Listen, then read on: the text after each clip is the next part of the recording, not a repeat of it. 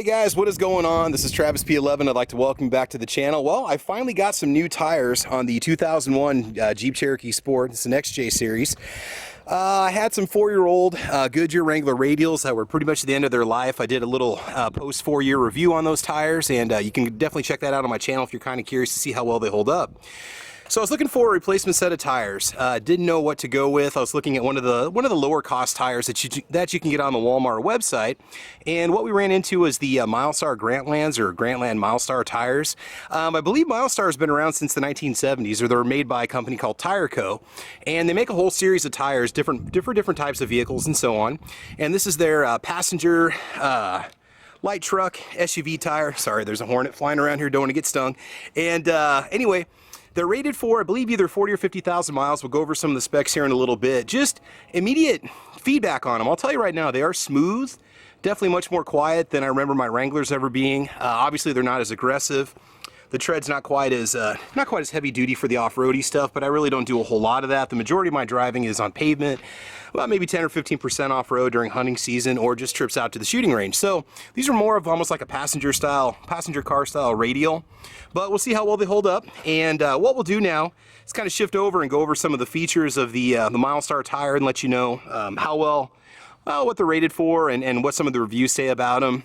And then after that, we'll do a little on-the-road footage just to kind of give you my impression about them. I just noticed immediately they're a quieter tire than the Wranglers were. The Wranglers always had kind of a little bit of a hum to them, obviously with their chunky tread pattern. And there's nothing wrong with the Wranglers. If you want a good off-road tire, that's the way to go. But me, there wasn't much out there on YouTube for these tires, not a whole lot of reviews out there, so I thought I'd just give them a shot and see how well they work. And we will go from there. So hang tight, and I'll go over the specifications on this tire with you in just a minute. Okay guys, so real quick, let's just go through the tech specs for the Milestar Grantlands. Okay, $67.99 is the current cost, and this is as of May of 2018, May 5th, 2018. Now I got mine for $60.99 on a rollback or sale. As you can see, we got almost 4.5 stars, basically on 7 reviews. Only complaint that I heard, like I mentioned before, is just a little bit of noise. This really gives you a good picture of what the tread looks like and so on, so you can see that it's, it's a decent design. It's not too bad.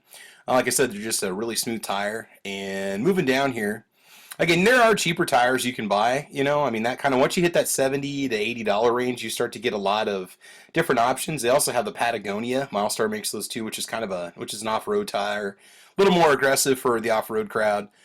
Again, they're all season. 235 is the width, or 235 millimeters, if I'm not mistaken. Tire load index is 108. Vehicle type SUV like truck trailer. Tire diameter is 29.1 inches. Wheel diameters of 15, obviously, like I mentioned before. And that's for a 235/75 R15. And obviously, the prices on them are going to go up. Tire speed rating is a T, and I can't remember what that is exactly. It might be 112 miles an hour, possibly a little bit quicker. I'm not sure off the top of my head. If we go over to the Milestar website, you can get about, they talk about the history of the company and who they are and when they got started. Again, the Grantlands have a 50,000 mile warranty, but that all is just kind of subjective to how you drive and how well, you keep an eye on the tires and so on, the pressure rotations and such. About a 450 for the treadwear rating. I don't know what we had on the Wranglers, but you see quite a few tires that have like a 500 on them. I noticed that when I was checking some of the tires out in this price category. Traction A, temperature B, then there's this weird bar over to A, but either you see a traction A, temperature A, or traction B, temperature A. And I don't even know who gives these ratings, if it's a Department of Transportation thing or if it's something that comes from the company. And then they talk about some of the features of it, the way they design the tires and so on, all season dry traction. Durability, I believe there's 2 steel belt ply and 2 polyester ply, all the way around, including the sidewalls, which is nice, fairly thick. You can see the wheel diameter, 235/75 R15 is the smallest one they make, and then they go up from there. They do weigh, it says 34.40 pounds, so they do weigh about 4 or 5 pounds more per tire than my Goodyear Wrangler did, but I guess I didn't really notice that. Max load on a single tire for the 235s is 2,183 pounds. I mean, you're going to be able to put these on just about everything, but that also gives you kind of an idea about a trailer rating too, if that's what you're into. And then you got the outlined white letters on the outside, and they go 16-inch, 17-inch, 18-inch, and then 20s. So they do go up there quite a bit. And then there's no customer reviews yet. So again, I think this is a fairly new website, but You know, so overall, that's what you're looking at when you go with the tire. And again, just trying to give you some information you can use. Okay guys, so just going down the highway, 65 miles an hour, very, very smooth ride, very comfortable ride, no real noticeable road noise. Like I said, this is not a quiet vehicle. You know, we sometimes have heavy crosswinds and stuff, so, you know, I'm not looking for a Lexus-like ride. I was just looking for something that might be a little bit smoother. So again, the Milestar tires, Grantlands, they seem to be pretty good. We're just a few miles down the road, and overall, not bad, not bad. You know, once we get to our destination, we'll see how well they hold up. And so right now, you know, just kind of looking at it, if you want an inexpensive set of tires, man, this is gonna be pretty hard to beat. We'll get a little bit, maybe we'll do a little one-year update on these also, just because, you know, going through the rain and the snow, they might prove to be a very bad tire in the wet. Although when I was reading some of the reviews online, and again, you can't base a purchase entirely off of, you know, what people say on reviews online, but I had to go off of something because there wasn't a whole lot of information out there aside from the website itself. No real complaints about it. There are people that have used them through 4 seasons of driving, 12, 15,000 miles on them, and no problems. I mean, there's only 7 reviews on Walmart.com. So one of the reasons why I'm always comparing this to the Goodyear Wrangler Radial is somebody looking for a 235/75 R15 or larger tire that doesn't want to spend a lot of money. They're going to be presented with, you know, quite a few of the same tires in the same price point, same category, etc. So you might see those Goodyears pop up right next to these, even though they've got slightly different applications. So even though the Goodyears held up well, they perform well, I did start to get a few punctures towards the very end before I got them swapped out. And I just figured it was time to get some new ones. I probably had about maybe 10,000 miles of traction left on one pair that I had on there.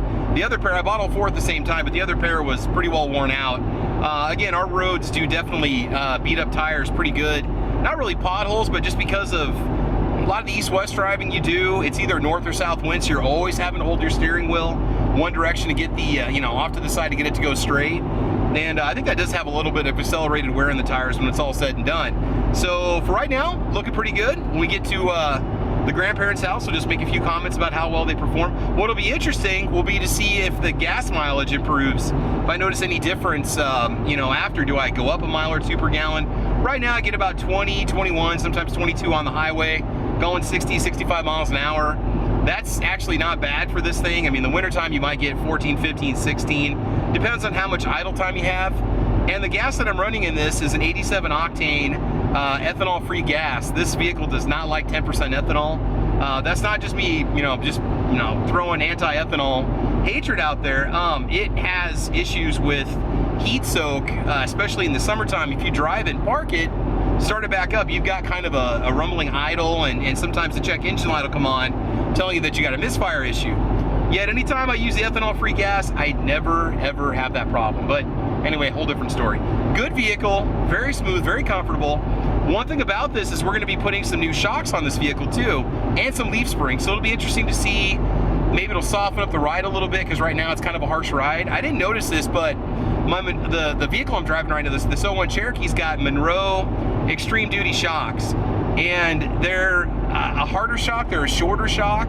From what I've read, they've got a rougher ride. And I mean, I've never really noticed it because I've driven the vehicle for 7 years. This is the only thing I've ever known. But there's a chance that, softer ride, better tires, it might make it a more enjoyable vehicle for highway road trips. And funny thing about this is I thought I was going to get rid of this vehicle a long time ago. And here I just turned her over 198,000 miles, and I really don't want to get rid of it. So anyway, hang tight, a few final comments when we get to our destination, and we will go from there.